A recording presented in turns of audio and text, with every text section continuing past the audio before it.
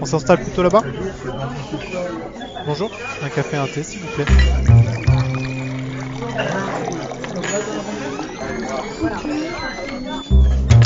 Café ou thé, c'est le temps de la pause. Bonjour et bienvenue sur notre nouvelle série de podcasts, Le temps d'une pause, thé ou café. Elle met en lumière l'actualité de notre écosystème de partenaires. Découvrez une série d'entretiens avec des experts de l'efficacité organisationnelle et de la digitalisation. SIRH, relations clients, management, solutions paye, conseil, éditeur de logiciels, cloud. Aujourd'hui, nous recevons Philippe Guilhenok, directeur marketing et communication d'Akio, un éditeur de solutions pour les centres de contact Akio CX. Cette suite logicielle optimise les interactions omnicanales entre les clients et les centres de relations clients. Bonjour Philippe. Bonjour Cédric. Alors, sans plus attendre, première question, j'espère que déjà j'ai su bien expliquer l'activité. Est-ce que vous avez besoin de compléter ? Simplement, je vais peut-être la reformuler. Je ne sais pas si tous vos éditeurs sont des spécialistes des centres de contact. En gros, l'idée, c'est, vous savez, vous faites un achat, vous prenez contact avec le service client d'entreprise. En face de vous, vous avez des gens qui répondent au téléphone, qui répondent par email, chat, etc. Notre métier, c'est de faire en sorte que leur métier à eux soit le plus simple possible, pour que le client, in fine, soit le plus heureux possible. Donc, on équipe des centres de contact, des services clients, avec des logiciels.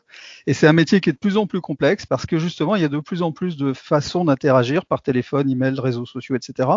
Et donc, c'est devenu un métier très compliqué, que ce soit pour le conseiller, pour le superviseur, pour le directeur de la relation client. Donc, notre mission à nous, c'est de simplifier ce métier-là. Donc le best of breed, c'est un peu la notion qui définit nos solutions respectives en planification et en gestion du centre de contact.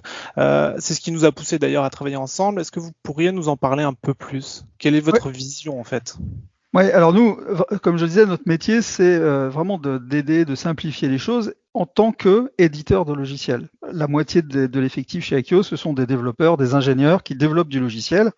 Et typiquement, quand on dit simplifier les choses, c'est on va mettre en œuvre de l'intelligence artificielle, créer un assistant virtuel qui va aider le conseiller à bien comprendre toute cette série d'informations qu'il a sous les yeux, parce qu'il en a de plus en plus qui arrivent par tous les canaux possibles.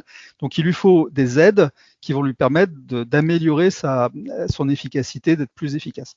Cela étant, il y a des choses qu'on ne sait pas faire. En fait, ce que je viens de décrire, c'est notre métier, c'est un métier d'édition de logiciels, mais au-delà de ça, on a une mission.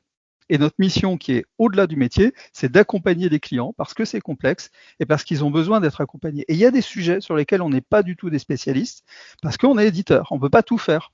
Et notamment tout ce qui est lié à, on va dire pour simplifier, la partie RH, la partie formation des personnes, la partie accompagnement des personnes, toute la partie conseil sur l'organisation également, la partie planification des ressources qui est tellement important dans les centres de contact. Ça, on ne sait pas faire, on ne sait pas le bien faire. Il y a des vrais spécialistes, notamment comme Olidis. Et concrètement, cela donne quoi sur le terrain au quotidien dans un centre de contact ? Alors, je vous donne un exemple précis qui est Interflora. Interflora, tout le monde connaît. Si vous ne connaissez pas, c'est que vous n'avez jamais été amoureux, par exemple. Et Interflora, c'est une activité qui est très saisonnière, ou plus exactement, il y a une activité avec des pics, par exemple à Noël, ou par exemple pour la fête des mères. Donc, grosse activité d'un seul coup. Et dans ces cas-là, chez Interflora, typiquement, je ne vais pas vous donner les vrais chiffres parce que c'est un problème de confidentialité, mais il y a, au lieu d'avoir, mettons, 50 personnes dans le centre de contact, vous allez en avoir 150.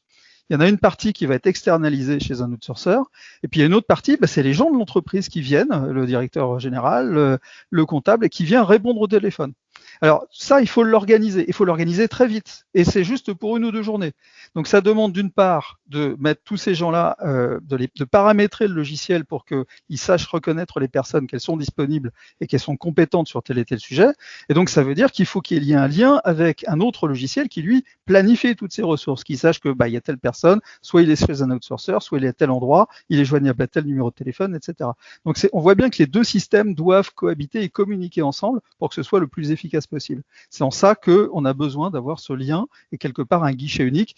Le client final, lui, ce qui l'intéresse, c'est que le jour où il va y avoir un gros flux de données, ça fonctionne bien et qu'il ait les bonnes personnes au bon endroit. Du coup, face à la montée en puissance des interactions à distance qu'on remarque au niveau des services clients, quels sont les enjeux et les défis pour les marques dans leur interaction avec leurs clients finaux ? Et quel est votre rôle aujourd'hui pour les y aider ? Alors Cédric, je pense que vous faites allusion au fait que pendant la période Covid, on a eu une très très forte montée des relations à distance entre le consommateur et la marque.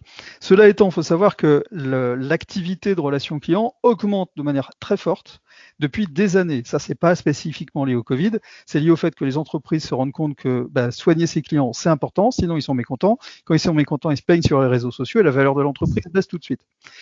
Et en plus, c'est vrai que le Covid n'a pas aidé par rapport à ça. Enfin, en tout cas, ça a accéléré encore ce mouvement. Et donc, la première des responsabilités d'un éditeur de logiciel comme Akio, c'est de s'assurer qu'il va pouvoir tenir la charge. Je parle bien de volume, c'est-à-dire qu'on est sur des volumes d'activité qui sont beaucoup plus importants d'un seul coup. Il faut être capable, faut pas avoir, si vous voulez, à chaque fois à changer de serveur, à reparamétrer des serveurs pour que ça puisse fonctionner. Il faut que ce soit complètement transparent pour le client. On parle de scalabilité dans ce cas-là, c'est le terme approprié. Et donc, il faut être très scalable. Et pour ça, il faut être en mode SaaS ou cloud. Et notamment, une des choses importantes qui a changé là récemment, c'est que tous ceux qui étaient équipés en on-premise, c'est-à-dire que tous les logiciels étaient chez le client, ils se sont rendus compte que c'est compliqué à gérer. Ça, c'est le premier point. L'autre chose qui va avec cette évolution, c'est que les questions posées par les clients deviennent de plus en plus complexes.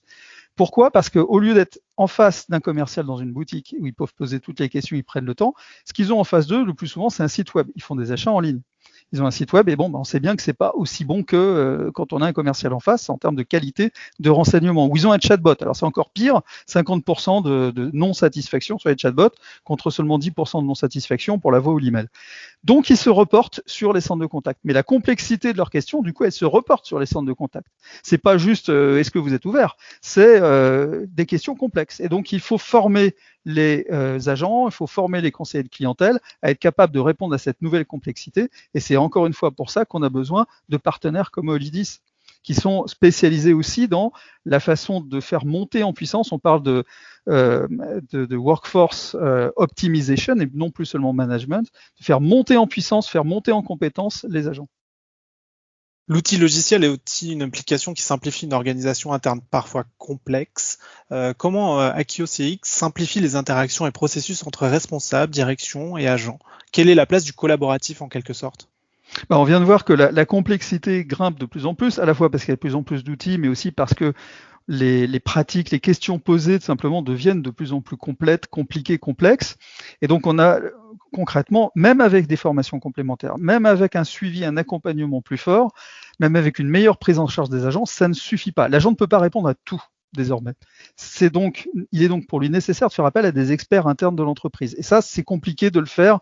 Pourquoi ? Parce que il y a plein de monde, on ne sait pas où ils sont, etc. Donc pour que ça marche bien, on parle là de collaboratif. Et le collaboratif envahit littéralement les centres de contact aujourd'hui.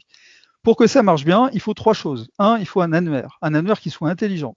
C'est simple, hein. Vous avez une question, vous ne savez pas y répondre, il faut trouver la personne qui est capable d'y répondre et s'assurer qu'elle est disponible. Et si possible que l'annuaire vous dise en plus, il a déjà été en relation avec votre client il y a 3 mois.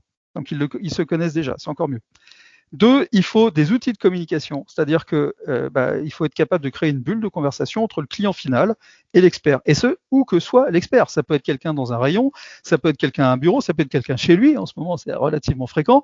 Et donc, il faut que ça puisse être organisé n'importe comment. Ça peut être par téléphone, par chat, ça peut être par visio. Donc, il faut un outil collaboratif d'unification, de communication unifiée, qui soit très up-to-date par rapport à ça. Et puis le troisième point, qui est très important, c'est qu'il faut de l'intelligence dans la compréhension du besoin du client. Là, on revient à la question que j'évoquais au début, d'intelligence artificielle, d'aller chercher l'information là où elle est nécessaire pour aider l'expert à répondre au même titre que le conseiller.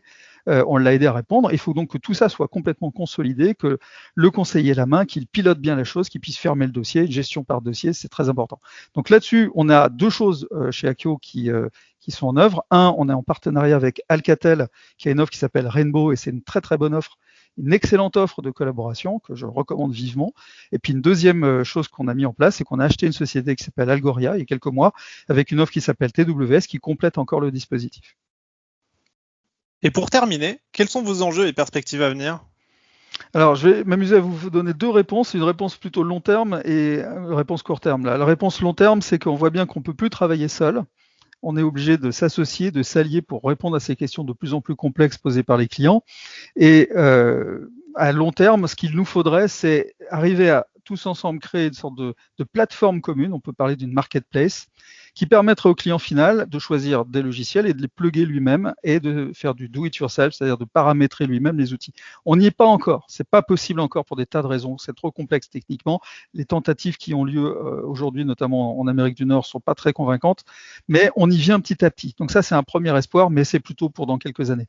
À plus court terme, ce que je crois et ce que j'espère, c'est qu'on va très vite arriver, grâce finalement à la compréhension que les entreprises ont eue de ce qui s'est passé en 2020 avec le Covid, arriver à concilier la productivité du plateau et le coût du plateau avec la satisfaction des clients. Comment ? Parce que les gens, les agents, les conseillers de clientèle, ils travaillent chez eux. Ils travaillent chez eux avec en apportant le même niveau, voire un niveau supérieur de productivité. On l'a vu avec nos clients, notamment par exemple la Dell Partner, qui en parlait il n'y a pas très longtemps dans un webinaire qu'on a fait ensemble. Donc le même niveau de qualité de service.